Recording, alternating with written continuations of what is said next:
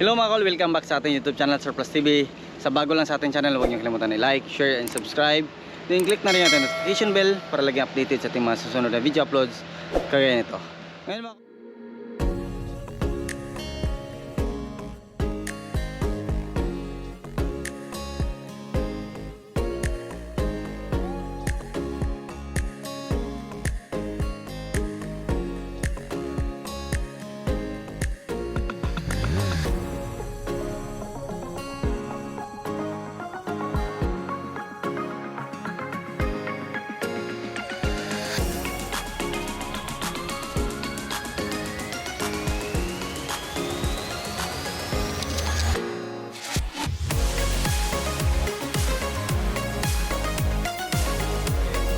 Ngayon mga kol, ipakita natin yung ating pinakamurang minivan Suzuki Everyone DE64B 4x2 automatic transmission, K6A engine, 660cc. So check natin yung presyo nito mga kol is 200,000 pesos. So check natin yung unit natin na tag 200,000 kung ano yung packages natin. So ayan. So yung kulay ng ating unit is metallic black. So ito yung request ng ating owner. So metallic black, Ansan urethane po yung gamit natin. Complete LTO registered. Meron tayong transformer emblem, Suzuki emblem din. Ito yung ating headlights sa ating DE64B. Ito yung ating high beam at saka yung ating low beam. Signal light din yung ating park light. So makita natin dito, naka steel rim lang po yung ating unit. Steel rim 155R12. So brand new po yung gulong ng ating unit mga kol. So ito yon, steel rim, brand new yung gulong, pangkabuhayan lang talaga mga kol. Makita natin dito fully undercut po yung ating unit. So yung side mirror natin is ordinary lang, so manual adjust. So hindi tayo mahirapan pag mag-adjust tayo, kasi hindi katulad nung mga DE64W, medyo alanganin konti yung view ng ating unit. So dito meron tayong rain visor, kompleto yan, lahat ng unit natin nilagyan natin yan.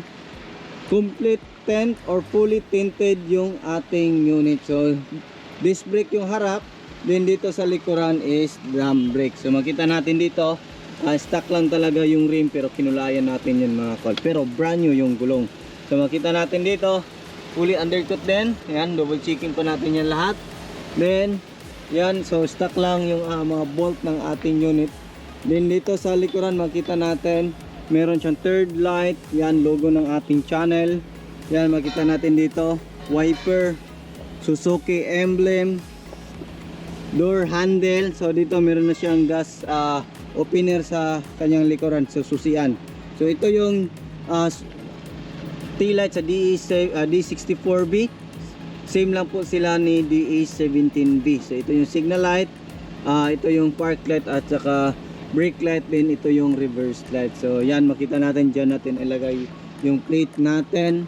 So yan, nilagyan na natin yung logo sa ating channel or yung pangalan ng ating channel para maiwasan na natin yung paggamit ng ibang mga content creator sa ating mga video.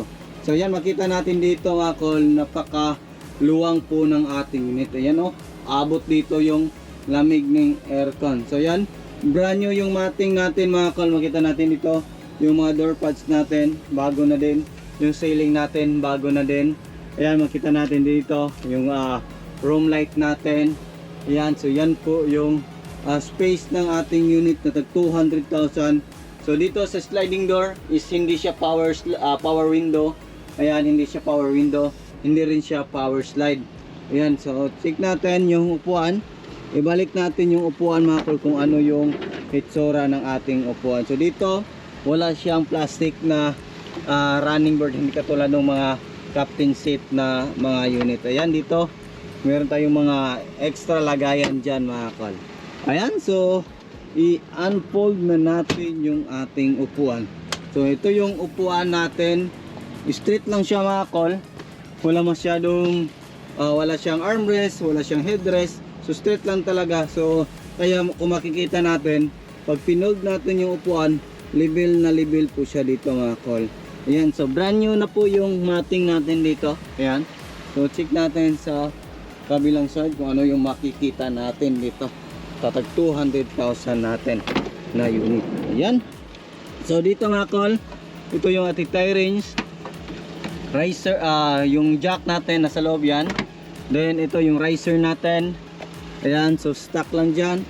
So dito yung spare tire natin sa likuran. Ayan, ito yung gagamitin natin gamit yung tie range natin. Ikutin lang natin para maibaba yung spare tire natin nandito. Ayan.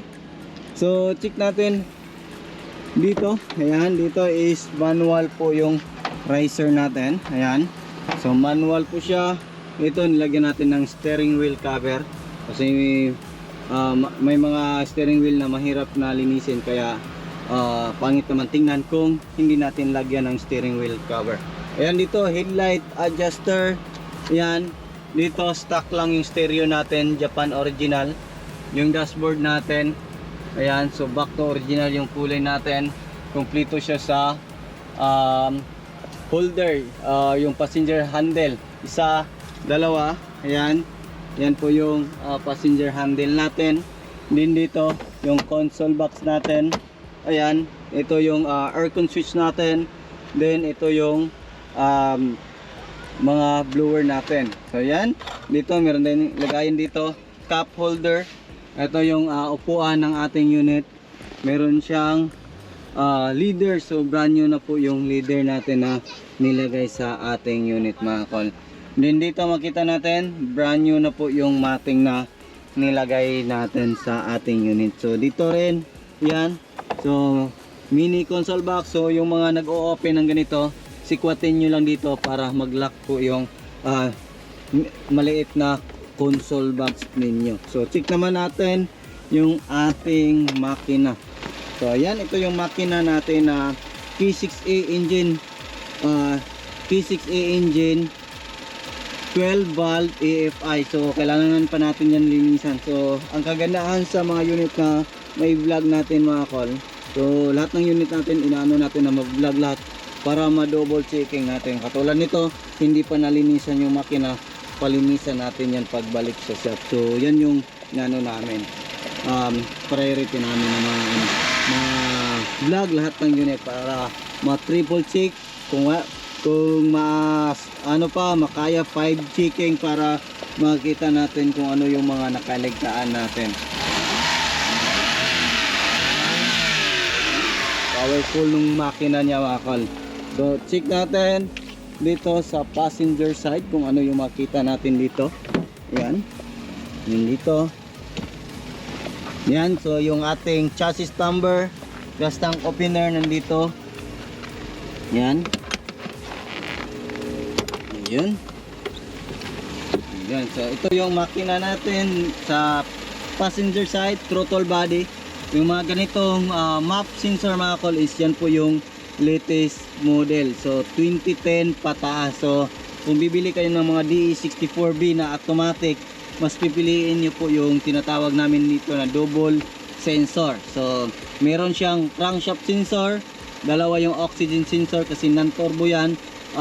Mostly sa dalawa yung oxygen sensor is turbo. Pero sa mga non-turbo, yung 2005 hanggang 2009, isa lang po yung kanyang oxygen sensor, wala po siyang crankshaft sensor. Yan po yung old model sa DE64B. Sa latest model naman, meron siyang crankshaft sensor. Dito, isa lang po yung bolt dito sa ating map sensor. Yan, makita natin yan, isa lang pong bolt. Yung 2009 hanggang 2005 hanggang 2009, dalawa po yung bolt niya dito. So yan yung pinipili namin ngayon. Kasi ang ganahan nito, matipid sa gas, yung mga latest, tapos malamig yung kanyang aircon. So, good yung makina. Ang gagawin na lang natin dito, pagbalik natin sa shop, palinisan natin kasi nakaligtaan to, linisan ng mga tauhan natin. So ayan, makita natin yung air filter housing, yung ating main fuse box, din yung ating ECU. So yan po yung unit natin. So check natin, yan po, kailangan pa, meron siyang tox, sa kabila wala. So palagyan natin yan mamaya. So check natin dito sa hood kung ano yung makikita natin dito. Ayan. So hood opener. Yan. Ito yung hood opener natin. Ayan. So dito makita natin yung ating coolant reservoir. So makita natin engine coolant only. So yung nilagay natin is coolant lang po yan mga kol. So yung cooling system natin is coolant yung nilagay natin para mas tatagal yung makina natin. Kasi yung ordinary tubig, yan po yung number 1 na sisira sa cooling system ng ating makina. Ayan, so dito makita natin, ayan yung ating brake fluid reservoir. Ayan, makita natin kulang. Ayan, so palagyan natin yan. Ayan, so dito, ayan, meron pa tayong mga nakaligtaan. So pa-double check natin to. Ayan, bolt kulang. Kailangan higpitan. So yan yung kagandahan sa mga vlog, yung mga unit natin. Or minsan din kung hindi ako maka-vlog, wala akong time na vlog, i-check namin. Ako personally before i-release yung unit, i-check ko po yung ating unit para yung mga makaligtaan ma-double check natin. Ayan, so tubig okay na yan. So dito windshield washer reservoir, pwede na yan tubig dyan. So yan po yung setup natin na pinakamurang minivan 4x2 automatic DE64V 2010. Yung kinukuha natin ngayon is 2010 hanggang 2014. So kung meron mang pinakahinog na mas mababa, titingnan din natin yung makina kung okay siya. Ayan, so yan yung pang negosyo, pang pamilya na mga unit DE64V 4x2 automatic. So yan lang muna yung aming vlog for today mga kol. Maraming salamat po sa inyong panonood. Sa bago lang sa ating channel, don't forget to like, share and subscribe. Then click na rin natin notification bell para laging updated sa ating mga susunod na video uploads kagaya ito. Ingat po mga kol, and bye bye. God bless po sa ating lahat.